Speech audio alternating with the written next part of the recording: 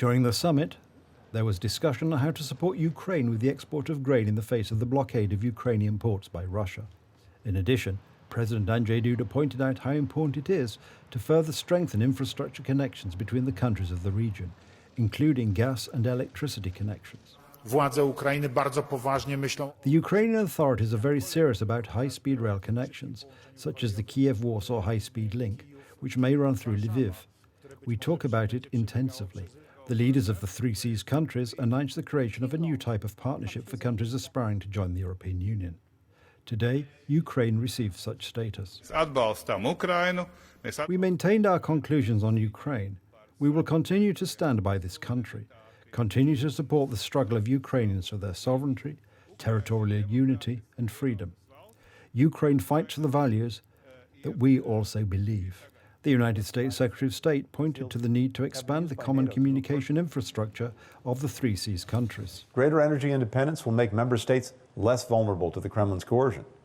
It will deprive the Russian government of massive resources that's used to help bankroll its attack on the independence of Ukraine, not to mention several other countries in recent years. Vladimir Putin is not just targeting Ukraine in his appalling hybrid war. He's trying to hold us all to ransom by weaponizing hunger and Russian energy. He's gambling that the free world will tire in the face of his aggression. We are not tired, and we can never tire in defense of freedom and democracy. If Ukraine cannot sell its crops, the countries of North Africa and the Middle East will face a food disaster. Ukraine is the fifth largest grain exporter in the world. There are already about 25 million tons of grain in the war-torn country. By the autumn, this could be as high as 75 million tons. We know that this is a group of connected vessels because the economic crisis in Africa means increased migration, and in a moment another wave of refugees at the borders of Europe. Europe is already struggling with inflation and high prices, and forecasts in this regard are not optimistic.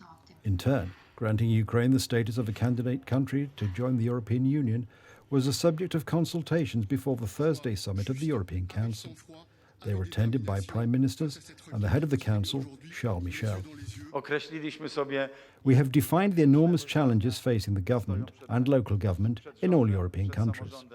Those countries that will be able to work out a better path out of this crisis in 6 months, will not only come out unscathed next year, but will be able to attract investors and capital for new jobs better than others. The President of Ukraine, Volodymyr Zelensky, thanked President Andrzej Duda for his support in granting Ukraine EU candidate status. A truly historic week is about to begin with the European Union's response to Ukraine's candidate status. We already have an almost positive decision from the European Commission. A response from the European Council is expected at the end of the week. 4 days after Russia's attack on Ukraine, Kiev submitted a formal application for membership of the European Union. Apart from Ukraine, Moldova received a positive recommendation in applying for the status as a candidate country. Georgia's request was assessed negatively. The war is long, which means that the effective defense of Ukrainians caused such a creation of social and media pressure, and these individual governments must take it into account. The subject of the development of the joint transshipment infrastructure of Poland and Ukraine was the subject of the conference of the head of the Chancellery of the Prime Minister, MICHAł, and the Ukrainian Minister of Infrastructure, Oleksandr Kubratkov, at the border crossing point, Kłaczowa-Krakowiec. Today, 5 additional check-in points for trucks have been launched, which means that we have managed to double the check-in points for the trucks from 5 to 10. Of course, we will take into account the remaining border crossing between Poland and Ukraine.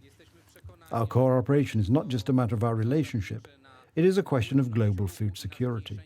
The 2-day European Council starts on Thursday. The main topic of the debate will be the European Commission's recommendation to grant Ukraine the status of a candidate country.